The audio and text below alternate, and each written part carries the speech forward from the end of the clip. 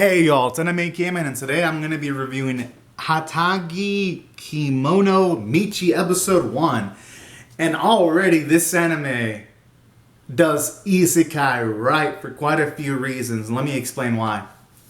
In most isekai animes, when a main character is summoned to help out individuals in the isekai world, it's usually always the main character that gets the tasks from a princess or the priestess or from other characters to save the world or stuff of that nature, which for the most part that isn't really an issue.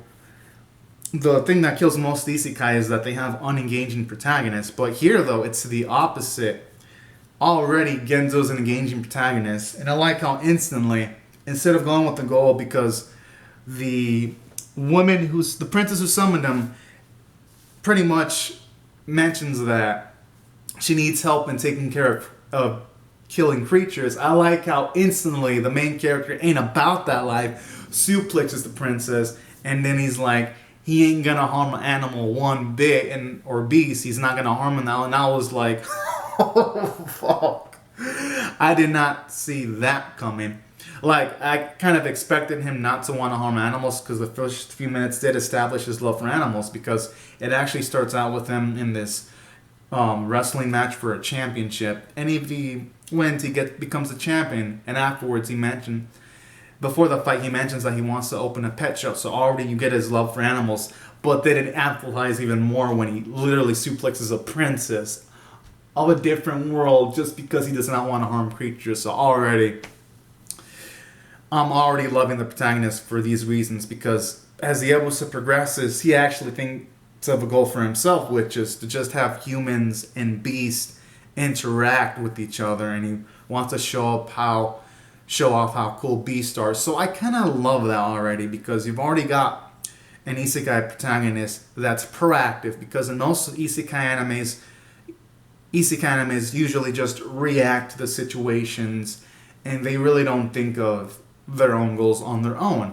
It's just going from point A to point B without guiding the situation. Here, he does want to guide the situation, so I do love that about Genzo, and that's why I felt it did really well from the script standpoint, because it played up his love of fucking animals to the utmost max. Like, when you see dangerous looking Cerberuses, he just fucking dodges them and pets them as if it was a little boy going in, running quickly, dashing towards a little puppy to pet him. That's how it looked like. And then you have people in the background thinking shit like, "Oh man, this is dangerous," and then he just handles it so easily and going there.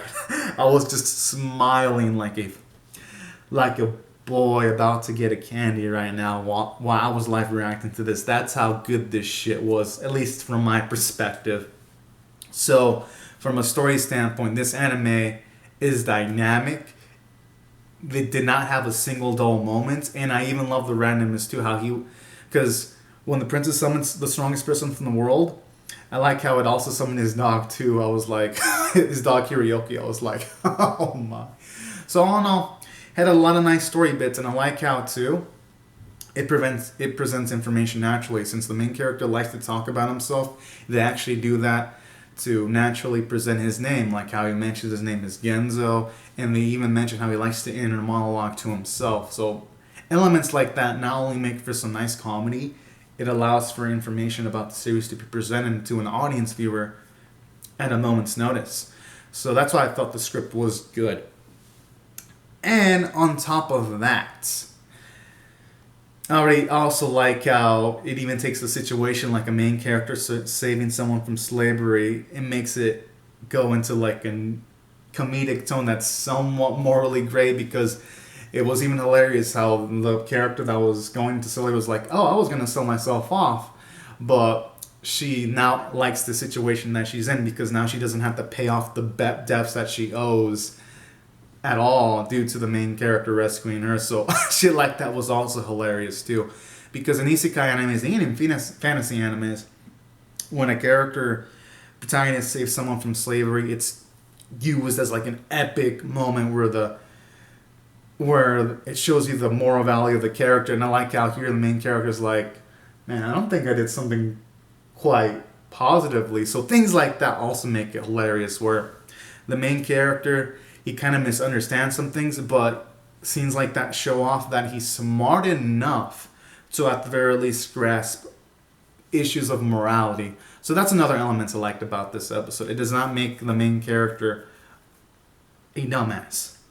It makes him quite nice, actually. And from a character, and aside from the script really glowing, I felt it did some nice things from a character standpoint. It showed us through visuals that the main character loves animals by the way he chooses not to hurt the Cerberus, and the way he just comedically just rubs his head all over a wolf man's body. I was like, oh my. Like, straight up, some of this shit looks like it's off of a hentai sometimes when he looks all perverted about the premise of touching an animal creature's body parts. Like, no joke. So elements like that were really, really funny.